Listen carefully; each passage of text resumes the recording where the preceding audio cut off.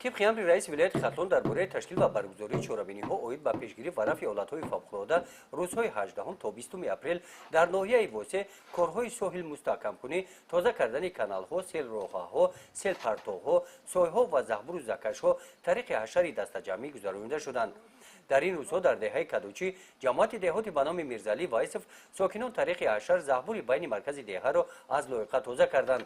در دهه چهارباغ همین جماعت دهات که از کنار آن دریای سرخاب می‌گذرد طریق حشر ساکنان دهه مسافه 3 کیلومتر راه محلی را سنگفرش نموده جوی بارها را تازه کردند.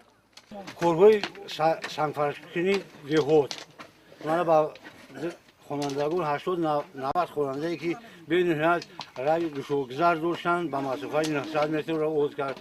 بین کوچه‌های بین کوچه با کوچه‌ای که بین قشلاق می‌گرد اون را سنگفرش کرد و آبپرتویی که در وقت‌های سیل آمدن آب می‌آمد بعضی حوالیات هم می‌درآمد آبپرتو کرده و کانال‌ها کردن. به نهایت زحمتی کلان کشیدند. کارمندان مؤسسه دولتی تعمیر و نگهداری راه‌های ناحیه واسه در این قطعه دریای یاخسو با کارهای ساحل‌بندی مشغول شدند. باید قید نمود که در نتیجه فرآمدن سیل در ماه اپریل دنبه این قطعه ساحلی دریا را آب ویران کرده در آمدن سیل به کارخانه اسفالت براری واقع در دهه کفترخانه از احتمال دور نمانده بود. سیل مسافه زیاده از 300 متر این دنبه را ویران کرده است. در دهه خواجه شام جماعت دهاتی به نام خدای رجبوف سیل این قسم دنبه را شسته برده است. کارمندان اداره بهداشت زمین و آبیاری در ناحیه واسه با استفاده تکنیک با مستحکم نمودن ساحل دریا مشغول میباشند.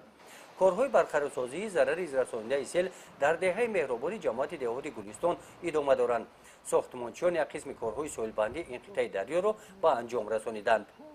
گزارش خواجه نظریف خدای نظر ظهورف از ناحیه واسه برای برنامه اطلاعاتی نوید.